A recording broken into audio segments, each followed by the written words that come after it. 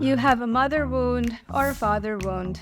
Basically, that means you've been hurt by your parents when you were a child. I'm going to suggest that maybe your parents aren't bad, but they're just autistic. I thought my parents were broken in a way. I thought my relationship with my parents was broken and my childhood was damaged.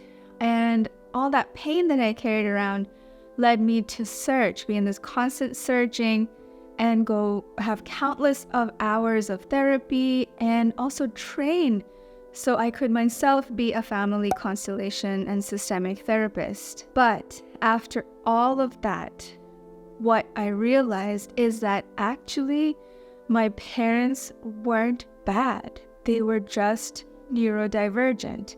One of them, I believe, is also, in fact, autistic, just like me. Knowing this makes it so much lighter for me to live with my past. It makes it so much easier to have grace for myself and for them, for my parents and their mistakes, whatever that I think they might have been. And it helps me to see them completely differently, which in turn gives me the license, gives me the freedom to be a better parent to my kids without that heavy burden on my shoulders or that heavy pain that, oh, I've had a rough childhood, or, oh, my parents were bad to me because of this, and it's completely unfair. So today I'm going to share with you 14 signs why your parents aren't bad, they are just autistic. Before I start, I have to say that I'm going to be sharing some stories of my childhood and my parents, and this is just from my perspective and my angle. This does not incorporate what they might think, where they're coming from, what that experience was like from their point of view. So just take it from me as the little child who experienced this growing up. The first sign is that your parent was not very cuddly. Your mom or dad just did not like touching you or cuddling you or physically comforting you too much. Now, this happened to me. I experienced this from one of my parents who wasn't very cuddly, didn't like to be hugged or squished or whatever. And I took it as a sign that, oh, they don't love me, or, oh, they're uncomfortable even when I go near them. They must be so, they don't want me in their physical presence. And this is the interpretation that my brain made back then. But actually, this is a very common sign in people on the autism spectrum. Many don't like to be touched. They're hypersensitive to touch. It's called tactile sensitivity. And they absolutely don't want to be touched, unfortunately, even by their own kids. Sign number 2, instead of coming to another person for comfort, they would rather go to their toys or their other comfort objects like books. This was also true in my situation growing up. One of my parents loves books, and when they were down or they were in a stress, they wouldn't come to me as another member in the family to, just for presence and company. They would go to their books. That means that they were shutting down. They're going into this shutdown stage, becoming emotionally unavailable for me, even though, I'm a child and I might have needed that at the time. So again, my childlike brain is thinking, oh, my parent is bad, or I am bad because my parent doesn't want me. But in fact, this is just them with their sensory needs because they're on the autism spectrum. Sign number 3 that your parent wasn't bad, they're just autistic, is that they're extremely sound sensitive. So that means that when you as a kid were being loud or crying, instead of comforting you or instead of being able to tolerate your tantrum or your loudness, they would just freak out or yell back or force you to be quiet or simply just exit the situation, leave the room. So here I'm going to talk about me as the parent now. I am quite sound sensitive. So when my kids are being super loud or just being extra loud and it's just too much for me, I'm not able to regulate, control myself. It's like torture inside of my skull. I get up and I leave the room. I leave the room for a minute or 2 minutes, sometimes 3 minutes. So you can imagine my kids are left now alone to be loud or to scream or whatever. but I'm not there. Now, I'm doing this as like self-defense, self-preservation. I need to not let myself get overstimulated so I don't tip over the line and start shouting or start becoming aggressive myself. But from a child's point of view, it might feel a bit like abandonment, or it might feel like, oh, something's wrong with me. Mom can't handle me right now. Unfortunately, this is just me and my autism. I need that distance from that noise, from that stimulation, just in order to survive that situation. So my child might be thinking, oh, mom is bad, or I am bad, she doesn't love me. It is just my autism. I hope one day my kids will grow up and watch this video, and I hope that it'll help them make sense of some of their experiences in their childhood with me as their parent. The fourth sign that your parent is not bad, they're just autistic, is that they are unresponsive, or they were unresponsive when you were a kid. So you might be like, mom, mom, mom, mom, mom, and they were like, just not even, as if you weren't even there.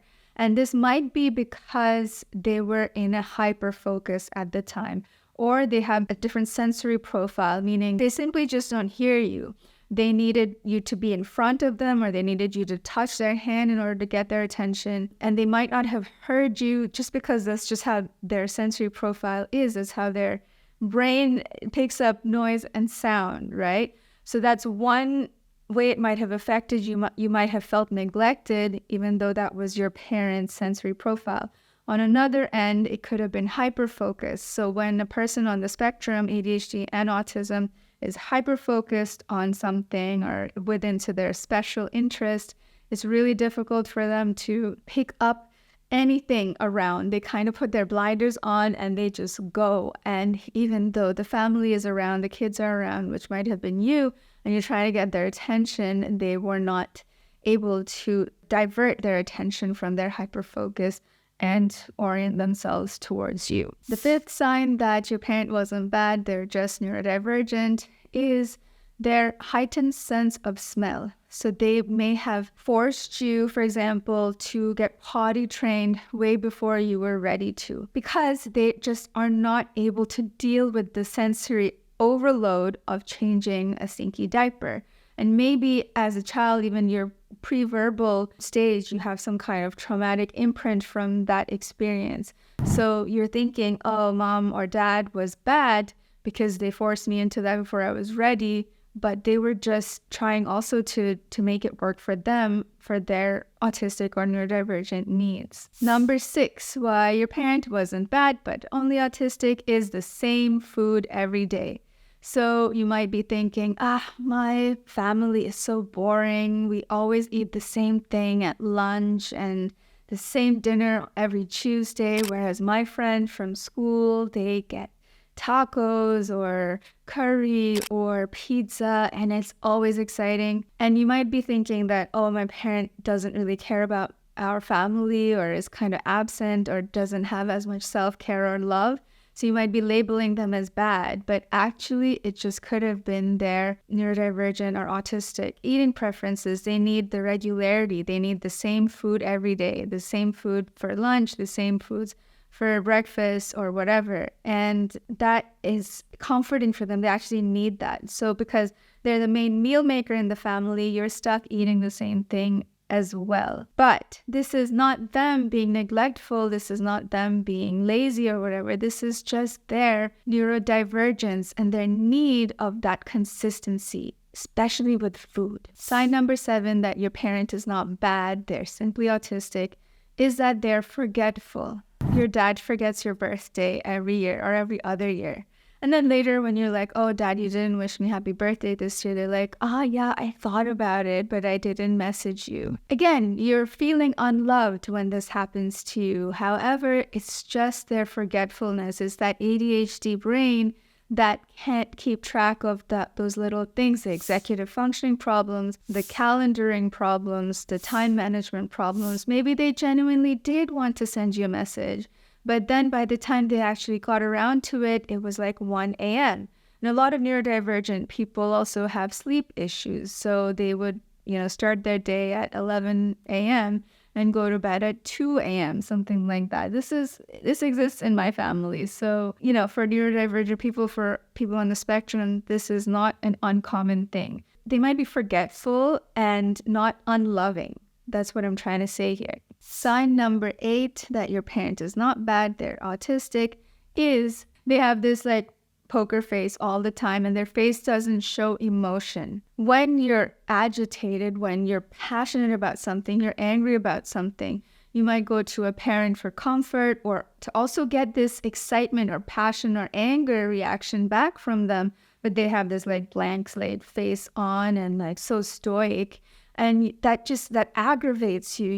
You want them to have some kind of reaction, but they're not. So you label them as cold, icy, unemotional, and not a warm person, but actually it is simply their neurodivergence and the way they express, the way they control their face. Sign number 9 is that they never organize play dates for you. This is something that I can relate to. I never had play dates. I had maybe 4 or 5 play dates that I can remember, and they were always such big, huge events that they stuck in my brain. This is not because your parent doesn't want you to have interactive, exciting friendship with somebody, or they're purposely trying to isolate you socially. It's just that they cannot handle all that stimulation of going and having to be responsible for another child with all their loudness, their smells, and, their behavioral issues or whatever. And on top of that, they might not have been able to deal with the, small talk that they would have to do with the other parent of the other child in your play date. I grew up with very little play dates, but I also find myself not wanting to organize play dates with other families for my kids because of that. The idea of small talk with other parents causes a lot of stress, and then I'm all wound up, and patience is so thin that I'm not patient with my own kids. And then it defeats the whole purpose of the thing, So it's not that I don't love my kids or that I don't want them to have very enriching friendships. It is the logistical little executive function things that is just too hard for me to manage, and the social awkwardness that of having to interact with the other parents. Sign number 10 that your parent is not bad, they're just autistic, is that they're alternative. They don't care so much about the social norm, about what everybody else is doing, what is on trend right now or what is fashionable right now. So they may have dressed you in just plain clothes or hand-me-downs or clothes that didn't fit perfectly, or they may have always given you an ugly haircut. So for me, there was a whole phase in my tweens, just before I became a teenager, I had the ugliest haircut. And I was old enough to have decided on my own whether I want that or not. But it was also my mom who, was yeah, just do it, go. So it's not that she didn't want me to have a nice haircut or anything. It was just too much to deal with, and she couldn't be bothered with what other people thought, Sign number 11 is meltdowns. So meltdowns go hand in hand with ADHD and autism. And unfortunately, adults on the spectrum are not free from meltdowns. I'll give you an example of me as a parent here. So I have had meltdowns in front of my kids. And unfortunately, yes, the kids triggered it, but not really. They just they lit the match, but the ammunition, the matchstick, the matchbox, the fire things, it was from before. So a lot of my meltdowns were triggered by my own childhood traumas and my own childhood experiences. And unfortunately, it was my kids that had triggered it. So they witnessed these meltdowns. And what happens if you've also been on the receiving end of a meltdown from a parent, it really feels like all their anger, all that rage is targeted towards you, and you feel horrible. You feel like you're a bad person, but it's actually has to do with your parent and their own neurodivergent stuff and their own traumas going on right now. So here again, what I want to say is that it's not that your parent is bad, or they don't love you, or they are intentionally treating you poorly. It is their neurodivergence, it's their own trauma history that is causing them to behave that way with you. Sign number 12, masking and exhaustion. Masking is absolutely exhausting when you have to go out and you have to put on a face and be perfect and normal and socially fit in. It is absolutely draining. So when you come home, you just want to vegetate. You don't want to do anything. As a child, you might have memories of, you would come home from wherever and your parent would just let you watch TV for hours and, I don't know, kind of in a neglectful way, or let you play video games just so that you were engaged and they didn't have to deal. This is not just neglect. I'm saying just because, yes, it is neglect. Let's call it what it is. But the reason for that is not out of not loving you or whatever. It's because they're absolutely exhausted because they've also had to mask their neurodivergence outside, and they have no more capacity to be present and be engaging and to help regulate another human being, which is you as a child, because they're too busy doing that for themselves. Sign number 2 is shutdowns. When a parent shuts down, it can feel very confusing to a child. Why is mom or dad in the room with the door shut? And I'm knocking, I'm banging on the door, mom, please let me in, and they won't. And you feel scared that you've been abandoned, or mom or dad are having a hard time on the other side of that door, or hurt or in pain or whatever. And you just feel like you've been left alone and abandoned in a way. But this is so necessary. This happens anyway to an autistic person, especially after meltdown. So after meltdown, when the energy is completely drained from them, so there's a reason why afterwards you have no more energy, and it naturally leads you into a shutdown, which I also have another video about, and I'm going to link for you here. When you're experiencing a parent's shutdown from a child's perspective, it is scary and it feels like you've been abandoned, but this is only their neurodivergence. This is their nervous system reaction to a situation, and this is them recovering and coming back into somewhat of a balance so they can come back and, be your parent again. And the final sign that your parent is not bad, they're simply neurodivergent, is blunt honesty. So whatever they're thinking, they're just going to say it with no social tact, with no consideration for how it might come out, how it might be received. They're just going to say it. So this is a common theme that occurs again and again in teenage years. So as a teenager, you might remember having fights with your parents where they would criticize you or your actions. They'd be like, why would you ever walk out the door wearing that? And as a teenager, you're like, oh my goodness, you feel so attacked, you feel criticized, you feel shamed, and you counterattack. So this is an actual example from my own teenage years, and I'm sure many of you can relate to that. What is happening here is actually your parent who's autistic or has ADHD is just blunt. They don't have that social filter. They say what they're thinking, and often it is inappropriate way. Unfortunately, you as a kid or a teenager at this stage of your development are anyway hypersensitive to these things, to feel like you're being criticized. And when your parent just dishes it out so bluntly, it just feels like a personal attack. But they're just being autistic. They're not being able to control how it's going to sound like. They have a thought and it just word vomits out.